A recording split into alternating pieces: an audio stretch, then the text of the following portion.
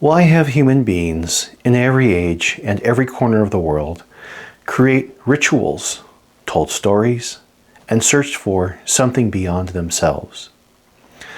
Whether gathered around ancient fires, standing beneath cathedral ceilings, or gazing into a sky filled with stars, humanity has always felt drawn toward mystery.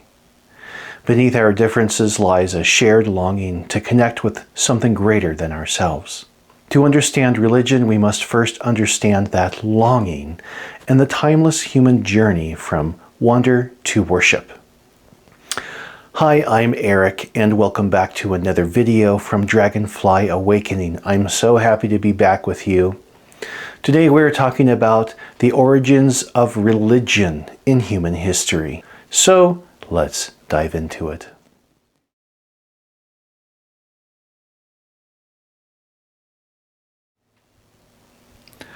Many years ago, I began turning my attention to something I had observed when living in New York City. During lunch breaks in Midtown Manhattan, I made quite a practice of visiting as many large stone churches and cathedrals as I could reach on foot during my lunch break. I was drawn to them, but not by doctrine, by atmosphere.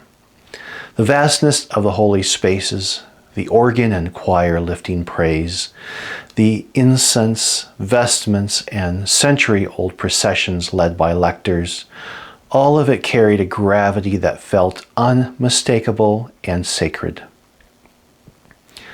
Among all these elements, one stood out most clearly: ritual. Faith and spirituality at their core existed beyond the physical, yet we are embodied beings. We experience meaning not only through thought or belief, but through movement, sound, posture, breath, and participation.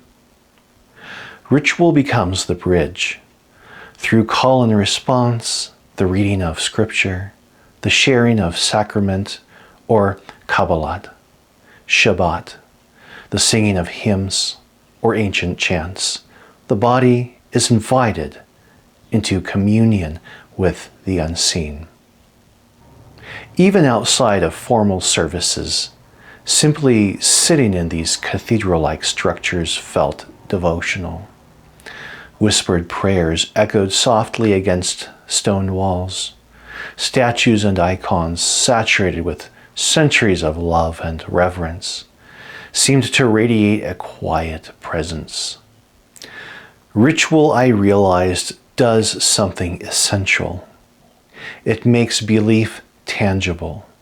It draws the divine inward, not as an idea, but as an embodied experience.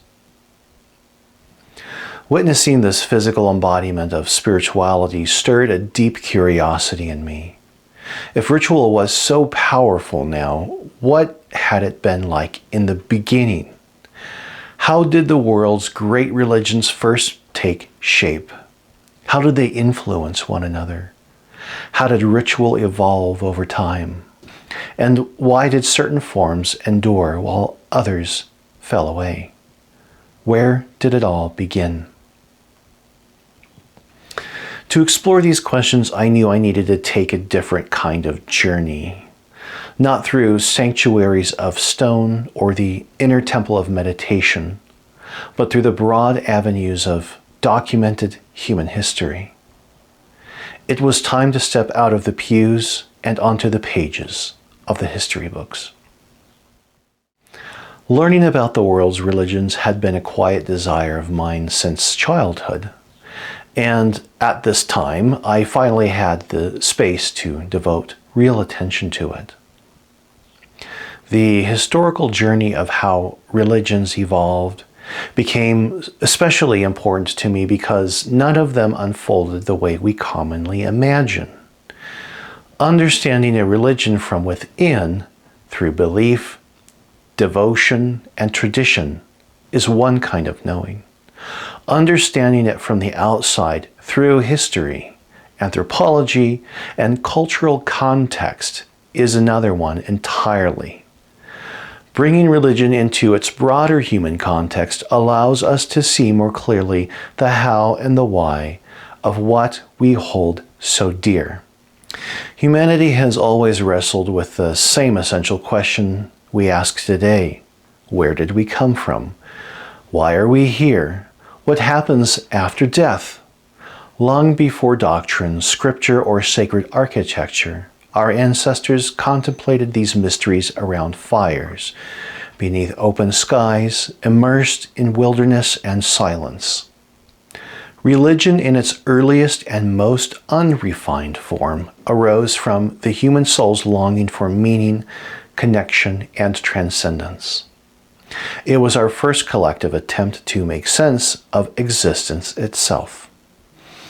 At the dawn of myth, ritual, and the sacred, our distant ancestors gathered by firelight, attuned to the wind, the rain, and the cycles of seasons. Under star-filled skies, curiosity and awe stirred something deep within them. Archaeological evidence such as intentional burial sites accompanied tools and ornaments dating back to the Paleolithic era.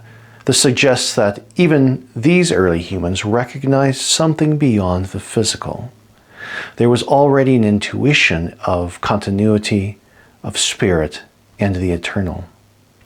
I felt a resonance with this ancient impulse myself. Years spent peering through the telescope or sitting beside a campfire while backpacking beneath the night sky often awakened a similar sense of primitive wonder inside of me, a feeling of touching something timeless, something shared across generations. For our ancestors, myth and ritual were inseparable companions. Myth gave shape to the ineffable. Ritual gave it motion. Through story, humanity sought to unite its small, finite self with something vast and limitless. To me, myth was as compelling as what we now call miracles. Both represented a reaching beyond ordinary boundaries. Ritual, whether through dance, burial, sacrifice, invocation of the elements, or honoring the four directions, was lived movement. It was spirituality enacted through the body. As one scholar observed, ritual is an act or series of acts designed to bring humanity into contact with higher spiritual powers. What I had sensed in the great stone churches and cathedrals of New York, the devotion, the longing for union, the embodiment of the sacred, was not new at all. It was the same impulse echoing across millennia, expressed through different forms, yet animated by the same human heart. As societies developed, their myths naturally reflected the environments in which they lived.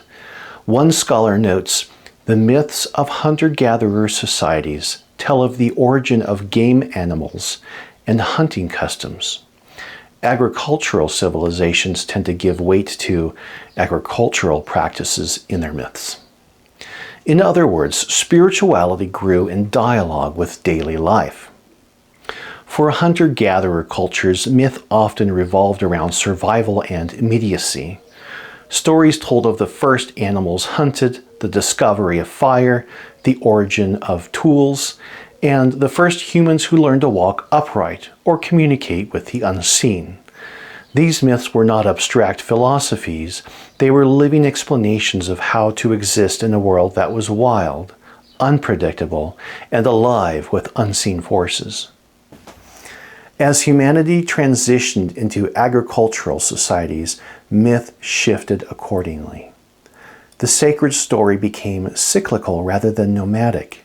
It centered on sowing and harvest, death and rebirth, dormancy and renewal. Vegetation deities rose and fell with the seasons. Life no longer depended solely on movement and pursuit, but on patience, timing, and trust in the return of fertility. The earth itself became sacred, not merely a place to traverse, but a womb to tend.